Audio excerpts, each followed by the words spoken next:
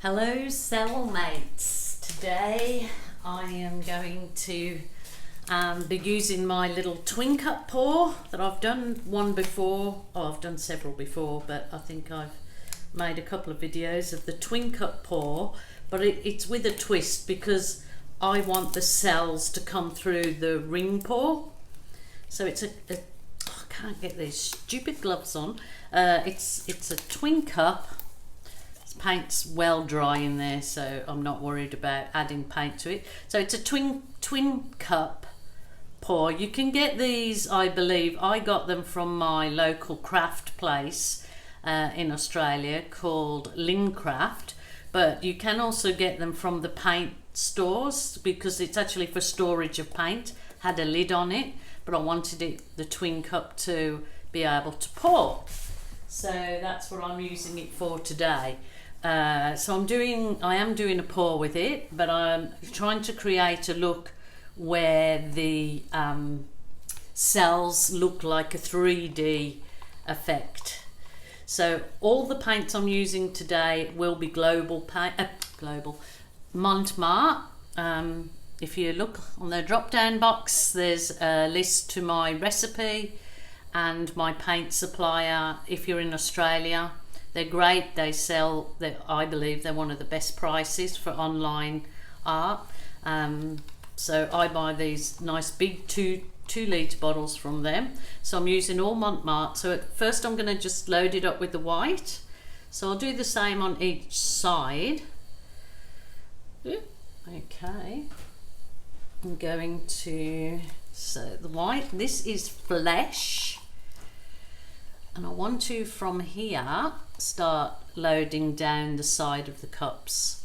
I just believe that when you load down the side of your cups, that the paint has less chance of going muddy. So this was the green deep, a real dark green that I just added some of the white to. So it's going to kind of be like a jungle colours, I suppose, because I'm using the greens. Then it's white with a bit of dark green added. Yeah, it's kind of like a jungly colours, I suppose. Camouflage colours. My little canvas here, which is a 30.5 by 40.6 centimetre, apparently that's what it says on the Duvalaki, the box. Now where am I going? The dark green again.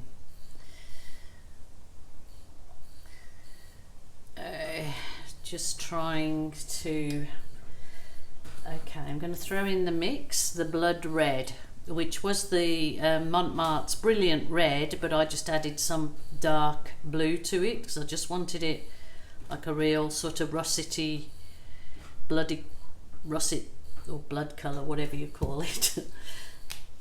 Now my white on the top again. So I think that's probably more than enough paint for this little canvas. My pouring medium recipe is again in the drop down box and how I mix my paint.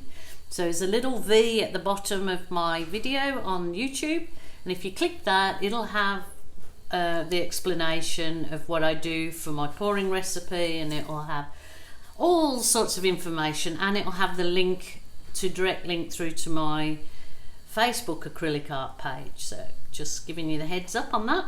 So what I'm going to do is I've tilted it back to the other side. I'm going to just let them pour equally, she says. Obviously had one more paint in one than the other, but that's okay. I'm sure it's going to create a really cool effect. This time I'm going to travel down the canvas with it.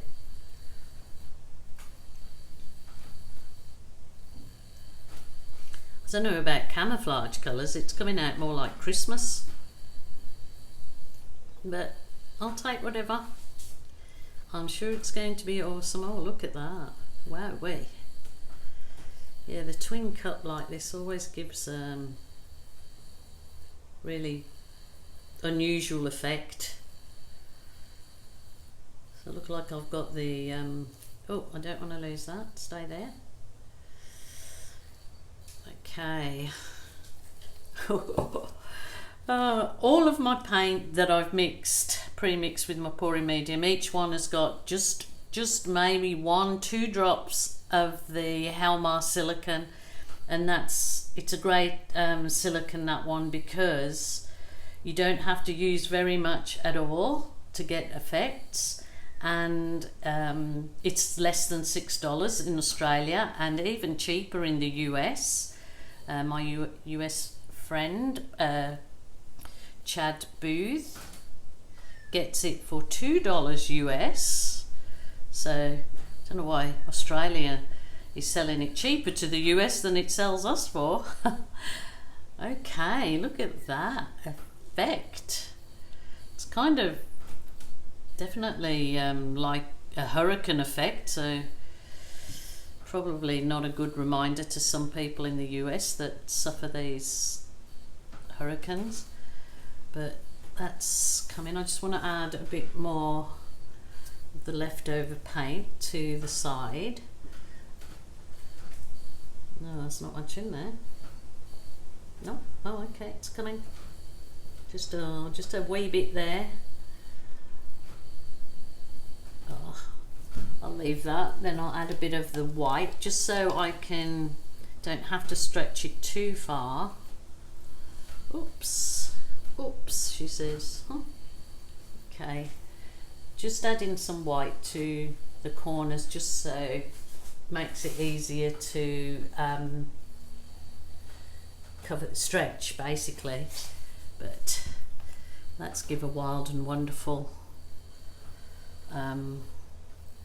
look to the canvas. Actually, I know we're going to get lots of things out of this to come yet, will be revealed, so just keep on watching me, because hopefully there's going to be a bit of a twist to this particular piece, she says. So I'm tilting it gently, trying not to lose too much paint over the edges. Just keep recentering your paint and bringing it back, but getting some really cool effects in this one. Really cool. Oh, I love it every single time, because just so much reveals itself to you that you just most of the time you're not expecting. So I'm absolutely going to leave that for a second or two.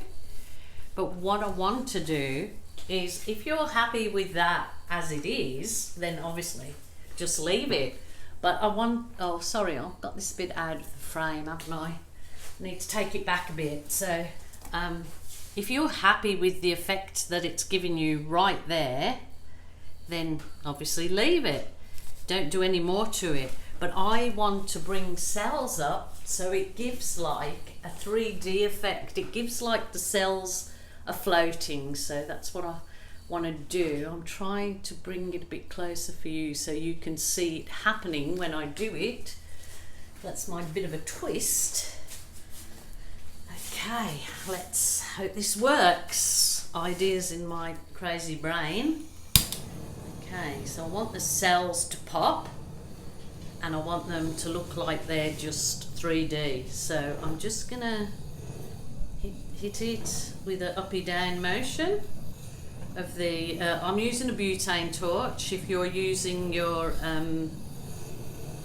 creme brulee torch in the same manner, I believe you would just do it up and down on your canvas. These cells will come through, trust me. Doesn't look as though they are now, but I have done this before in a previous video or similar to it.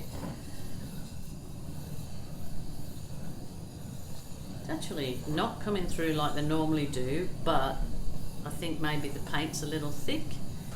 But the ones that come through will look like, look like a floating 3D effect. But that is pretty cool. Come on, I want some cells to pop.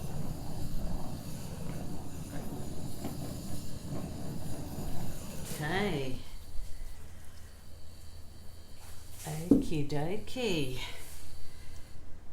Not so happy with this bit here, but it actually adds a bit of character to it because I've got some stars appearing here.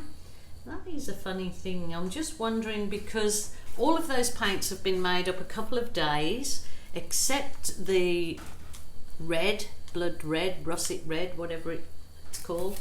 I only made that up just before, so I'm not sure. Like, I've got some stars and triangles, like complete sort of star looking thing there.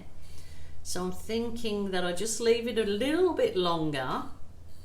I'll take some photographs of it looking like this, and I'll leave it a little bit longer to see what develops, because it always will develop further than this. But that is crazy cool, obviously very different to what I normally do, but it looks really good.